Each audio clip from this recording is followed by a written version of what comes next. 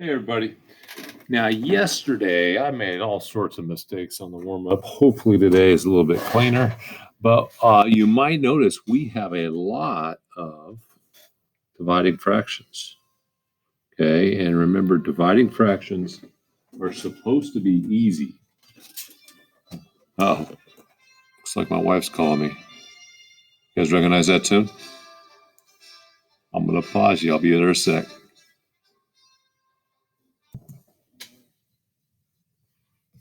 Okay, all good again. Let's do this warm up. Reminder real quick, when we divide fractions, we don't know if it's easy or hard when we first start doing it. We know that multiplying fractions is easy. So if we can turn it into a multiplying problem, it would be easy, right? Well, you can, and it's not that hard. You just have to remember, smell my feet. Okay, I know that's gross, but it helps you remember how to divide fractions and makes dividing fractions easy. We're going to use it. It's a mnemonic, okay, to help us with the technique or algorithm, okay, that we use. So here we go with the diamonds first. 48 is the product and 14 is the sum. What two numbers have a product of 48 and a sum of 14?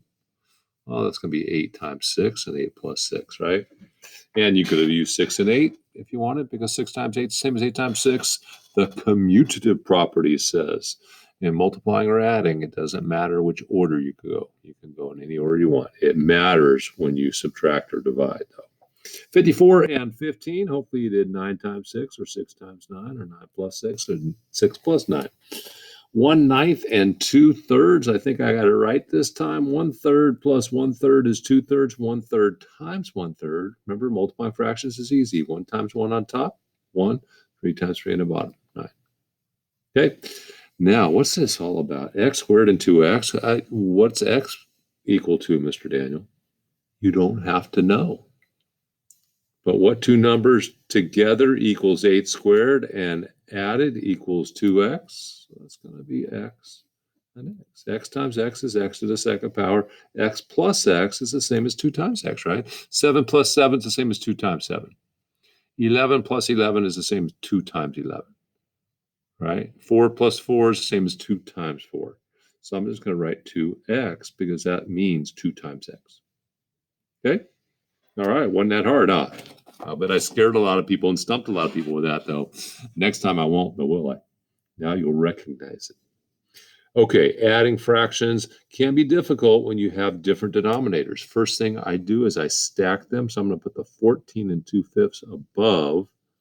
And then I realize that I can't add fifths and fourths. Those are different denominators. Now, 4 and 5 both go into 20, so I'm going to change these to 20ths. Now, 4 times 5 is 20, so I go 1 times 5 on the top.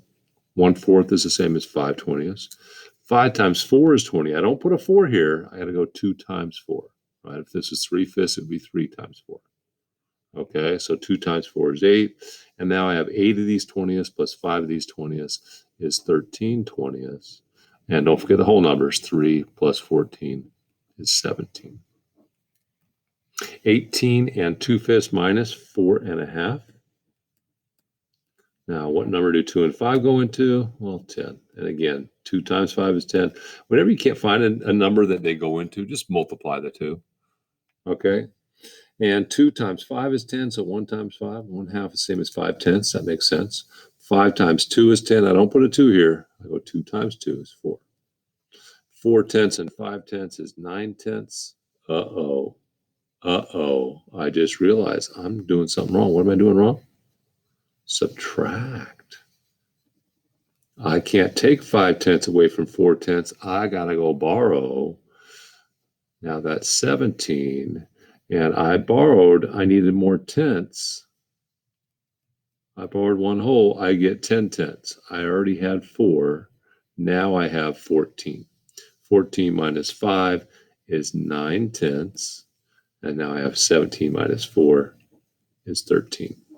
Ooh, dodged a bullet there. I almost made a mistake, huh? You were hoping. You're rooting for me or against me here. All right, what does mean in math? Times. Can I rewrite 25% as a fraction or a decimal? Well, I can write it as a decimal. It's just 0.25. But I recognize that as being a common fraction, an easy fraction. What is 0.25 cents is a quarter. It's 1/4. 1/4 of 36? Well, I already know it's going to be 9. But we're going to multiply 1/4 times 36. And I'm going to make 36 a fraction by just putting a 1 under it. And then I have 36 on top and 4 times 1, 4 on the bottom. And I recognize 4 fits into 36. 4 goes into 4 once, and it goes into 36 9 times. 9 over 1 is 9. Okay, 2/5 of 35. I'm just going to put a big X through the of, so it reminds me that that's times. I'm going to put a 1 on the 35, and then I'm going to multiply across the top. 2 times 35 is 70, and 5 times 1, and then I realize that 5 goes into 5 one time, goes into 70 how many times? Goes in 14, right?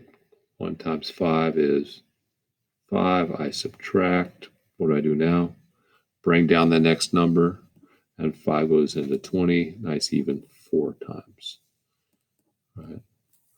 So 14 over 1 is 14. All right. What does this mean? 3/8 and in parentheses and 2/5? That means times as well. Straight across the top, 3 times 2. Straight across the bottom, 8 times 5. Now both of these are even, so I know I can simplify. 2 goes into 6 3 times, goes into 40 20 times.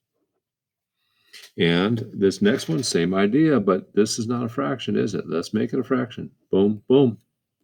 3 times 21 is 63. 7 times 1 is 7. 7 goes into 7 once. How many times does 7 fit into 63? Well, hopefully you have that memorized. If you don't, practice your facts. Okay, learn your facts. It's not that hard. You know all the 2s, you know all the 2s, you know all the 1s, you know all the 1s, you know all the 5s, you know all the 5s, you know all the 10s, you know all the 10s, you know most of the 11s, most of the 11s. There aren't a whole lot left. And guess what? See how they split? These are the squares, 1 times 1, 2 times 2, 3 times 3. Most of you know those now. What's left? This over here, this 5. Oh, the 5s are easy. 6 times 3 is 18. Well, guess what? It's over here too. 7 times 4 is 28. Well, guess what? It's over here too. So we really only need half, right? Because if 7 times 4 is 4 times 7, you don't have that many you don't have memorized. You'd be surprised how fast you would memorize them if you go practice. Okay? 10, 15 minutes a day, a couple weeks, bam, all of a sudden you're a finely tuned machine. Ready for doing math with speed. Okay, dividing fractions. Remember Miss Nortz taught us, smell my feet. Yeah, isn't that better than yours is not the reason why, just invert and multiply. Right? Yeah, I know you guys, nobody in this, well, maybe one of you likes Lord Tennyson, right? Yeah, ancient poet. This is better. 6th graders remember smell my feet. What does that mean? SMF, okay? 2/3 divided by 1/2. Leave that first number the same. 2/3 is 2/3. Don't mess with that first number. 5/6 is 5/6. Don't mess with it. It's easier if you leave it alone anyway, right? So keep the first one the same. Same as the S. Okay, now what are we doing? Instead of dividing, we're going to multiply. That M stands for multiply. Why? Because multiplying fractions is easy, right? And we want to make this easy. So instead of dividing, I'm going to multiply. And what does the F stand for instead of feet? Flip. Remember, I'm going to flip that second fraction. Instead of 1 over 2, I'm going to go 2 over 1. And then I got an easy problem. 2 times 2 on top, 3 times 1 on the bottom, 4/3. Now you can simplify that to 1 1/3 if you want. But that's it. Okay, 5/6 divided by 3/4. Smell my feet. Same. Leave the 5/6 the same. What's the M? Multiply. Why? Because multiplying fractions is easy. And what's the feet? That means flip. So I'm going to flip instead of 3 over 4. I'm going to have 4 over 3. 5 times 4 on top. 6 times 3 on the bottom. 20/18. So all I got to do now is simplify. 2 goes into the top and bottom. 10 and 9. 10 ninths is the same as 1 whole, 9/9, and 1/9. 4/7 divided by 3/5. Smell my feet. SMF. S means the same. Leave that 4/7 the same. Don't mess with it. It's easier if you leave it the same. M stands for multiply. Why? Because multiplying fractions is easy. We want to make this problem easier. So instead of dividing by 3/5, I'm going to multiply by 3/5 flipped over. That's the F, flip. 4 times 5 on top, 20. 7 times 3 on the bottom, 21. Boom, you're done. Dividing fractions is not that hard if you remember to smell my feet. Same multiply flip. Same multiply flip. I write this SMF to remind myself. You should too. How long does it take to do that? I just did it 3 times in about 4 or 5 seconds, right? Yeah, write that. Remember, same. Leave that first one the same. 7/11 is 7/11. 2/3 is 2/3. 9/20 is 9/20. Leave it alone. Leave it the same. Now, the M, instead of dividing, I'm going to change it into a multiply. Okay? Because multiplying fractions is easy, right? And instead of 3/4, I'm going to flip it and have 4/3. 4 times 7 is 28. 11 times 3 is, boom. I'm going to multiply. Instead of dividing by 1/5, I'm going to multiply by 5/1. That's flipped. 2 times 5 on top, 3 times 1 on the bottom, 10/3. Let's divide the bottom into the top and we simplify. 3 goes into 10 3 times. 3 times 3 is 9. My remainder is going to go on top, divisor on the bottom. 3 1/3 on that one. Okay? 9/20 divided by 5/7 is the same as 9/20 times, flip it, 7/5. 7 times 9 is 63. 20 times 5 is 100. 6,300. So I don't even have to simplify it. Okay, now I got a mixed number here. What are we going to do? Now, most popular wrong thing to do is kids just start to do 1/3 divided by 1/9 and they leave these alone. No, it's this whole number, 7 1/3, divided by this entire thing, 3 1/9. So what do? Okay, here's what you got to do. You got to use a C method and turn this into a fraction.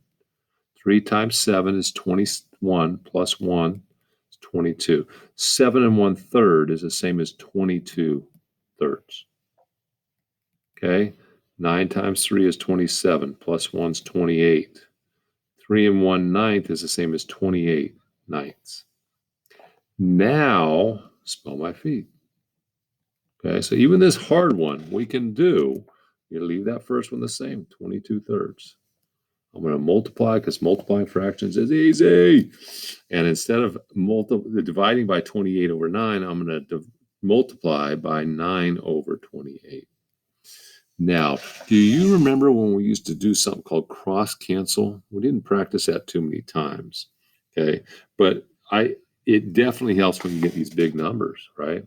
There's a 3 that goes in the bottom here and that goes into 9 there. 2 goes into 22 and into 28.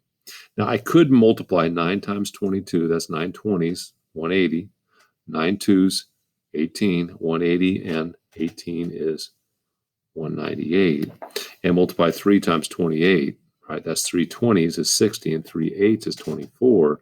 60 and 24 is, and then simplify this. But guess what? I can simplify before I start.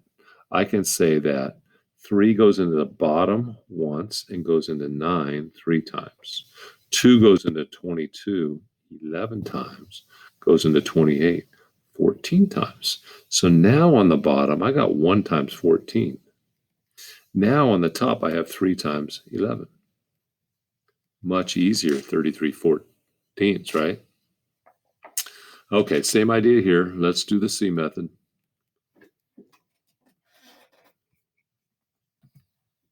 C method on 3 1/3 is 3 times 3 is 9 plus 1 is 10. So that's 10/3. So 8/9 divided by 10/3. Now, I want to spell my feet. Keep the 8/9 the same. Instead of divide, I'm going to multiply, and instead of dividing by 10 over 3, I'm going to multiply by 3 over 10. 8 times 3 is 24. 9 times 10 is 90. Now, I could have simplified before I started by saying that 3 goes into the top 8 times, and 3 goes into the bottom 30 times. 2 goes into the top 4 times, and 2 goes into the bottom 15 times, 4/15. But check this out. I could have done that before I started, right?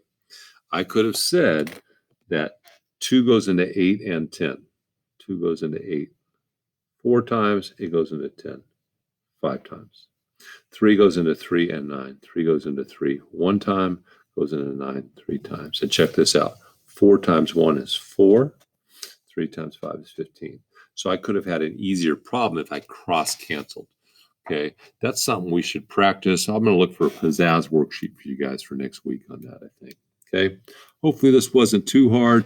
A little bit on the long side, but gotta practice multiple numbers of these till we get it really set in our brain. Smell my feet, right? Okay, all right. Have a great day, everybody.